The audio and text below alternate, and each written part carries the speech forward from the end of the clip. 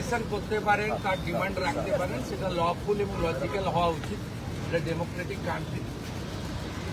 আমরা পুলিশের নিচের তলাতেও বলেছি ভার্চুয়াল করে যে কোনো গ্রুপ, যে কোনো ইন্ডিভিজুয়াল, যে কোনো পলিটিক্যাল রিলিজিয়াস গ্রুপ, তারা তাদের যে কোনো বক্তব্য, দাবি বা অ্যাক্টিভ পারসন তারা ওসিআইসিদের সঙ্গে মিট করবেন এবং তাদের কাছে রিপ্রেজেন্টেশন দেবেন, জানতে চাইবেন, সেটা তাকে স্যাটিসফাইড করা এবং যথাযথ উত্তর দেওয়ার দায়িত্ব কনসার্নিং পুলিশ স্টেশনের। এটা নিয়ে আপত্তি নেই। হঠাৎ করে কিছু লোককে জড়ো করে ধর্মীয় স্লোগান দিয়ে পাথর ছোড়া, এটা শ্রীনগরেও বন্ধ হয়ে গেছে। আমার মনে হয় পশ্চিমবঙ্গে বা কলকাতাতে এটাও বন্ধ হওয়ার খুব দরকার রয়েছে। এখানে গতকাল যে আমার পুলিশ বন্ধুরা এবং সিআরপিএফ এর বন্ধুরা আহত হয়েছিলেন, তাদের নাম হচ্ছে Shri Chitradip Pandey, ACP 3 ACD, inspector Rajesh Kumar Singh, OC Beniapukur PS, ASI 18,159 এটা নম্বর, Shyamal Kumar Ghosh of DRO ACD, constable Shahzada Sheikh Beniapukur PS, constable Tarun Kumar Das DRO ACD, CB Anirban Majumdar. এর বাইরেও আমাদের দুজন সিআরপিএফ এর বন্ধুরা, তারাও ইনজোর্ড হয়েছেন।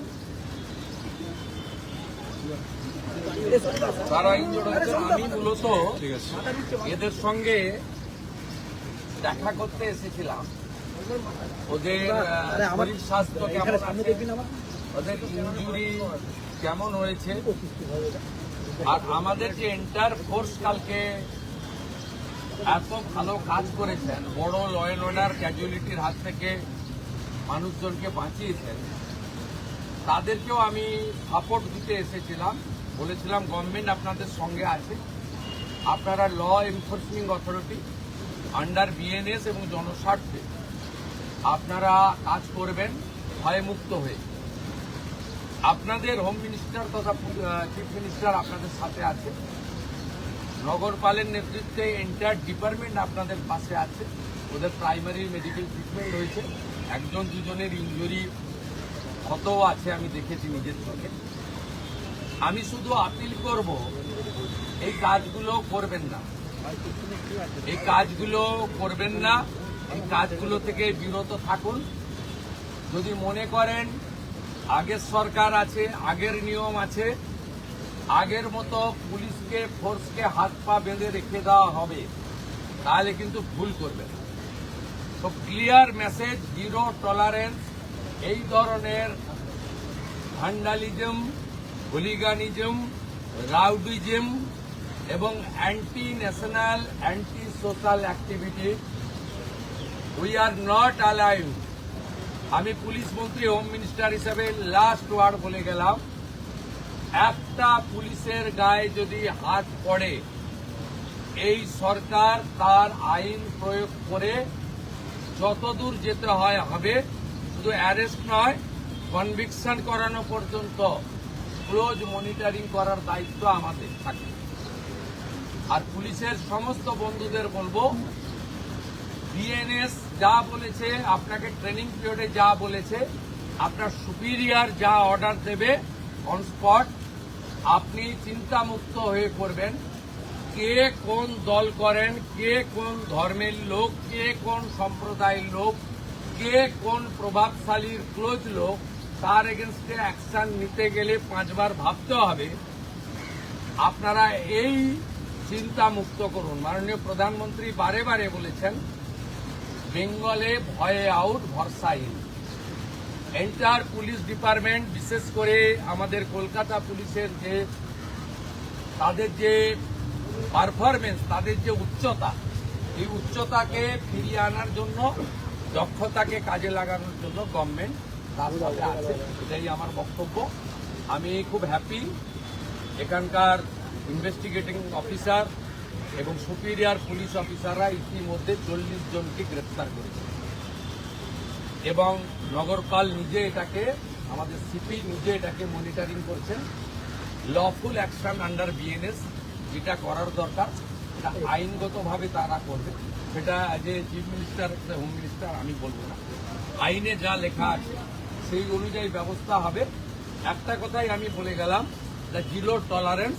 আর পার্ক সার্কাস সহ যেখানে যেখানে বিগত দিনে এই ধরনের ঘটনা ঘটিয়েছেন আপনারাও কান খুলে শুনে রাখুন, এটা আপনাদের শেষ ঘটনা। এরপরে আর কোনো এই ধরনের অ্যাকশন আমরা করতে দেব না। যদি করেন আমার থেকে খারাপ কোনো পুলিশ মন্ত্রী হবে। दादा कश्मीर में जो पत्थर चलता हुआ देखा हमने, कश्मीर में जिस तरह से पत्थरबाजी होती थी, कल वही नजारा पाक सर्कस में भी देखने को मिला।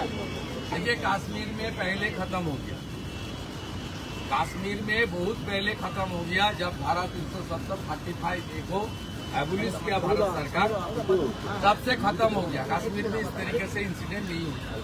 बंगाल में थोड़ा आदत इनको पड़ गया था कि हम लोग को कुछ नहीं करेगा सरकार, पुलिस का अंदर भी डर का माहौल था, लेकिन डर का माहौल भाग गया। पुलिस कानूनी तरीके से करेगा।